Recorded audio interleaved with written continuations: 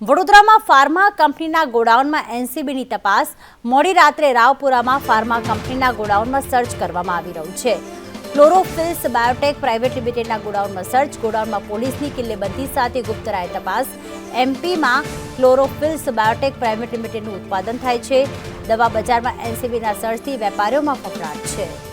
હિરેન અમારી સાથે જોડાઈ ગયા છે. હિરેન, ફાર્મા કંપનીના ગોડાઉનમાં એનસીબીએ તપાસ હાથ ધર્યું છે, ત્યારે કઈ કઈ જે દવાઓ છે તે મળી આવી છે તેમાંથી? જી, વાત કરીએ પ્રીતિ તો ખાસ કરીને ગત રાત્રે જ સેન્ટ્રલ નાર્કોટિક્સ ટીમના દરોડા પડ્યા હતા.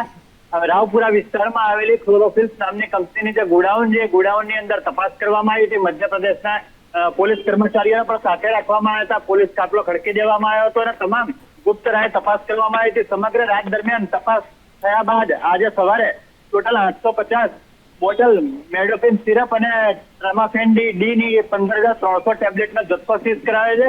આ અગાઉ જ્યારે ભાવનગર અને અમદાવાદ, ગાંધીનગર ખાતે છાપા મારવામાં આવ્યા હતા ત્યારે એક આરોપીની ધરપકડ કરવામાં આવી હતી. જે ધરપકડની અંદર ખુલાસા થયા હતા કે આ કંપની દ્વારા જે તે સમયે દવાઓનું ઉત્પાદન 2011 થી દવાઓનું ઉત્પાદન કરે છે, પરંતુ આ જે પ્રિસ્ક્રિપ્શન સાથે દવાઓ આપવાની હોય એ પ્રિસ્ક્રિપ્શન સાથેની દવાઓ જે મળવી જોઈએ મળતી નથી અને વિધાઉટ પ્રિસ્ક્રિપ્શન પણ દવાઓ બહાર વેચાતી હોય એવું બહાર આવ્યું હતું. ત્યારે આરોપીઓએ જે ખુલાસા કર્યા એની અંદર તપાસનો રેલો વડોદરા પહોંચ્યો હતો અને હાલમાં આ તમામ જથ્થો સીઝ કરીને અહીંયાથી એક આરોપીની અટકાયત કરવામાં આવી છે પૂછપરછ માટે.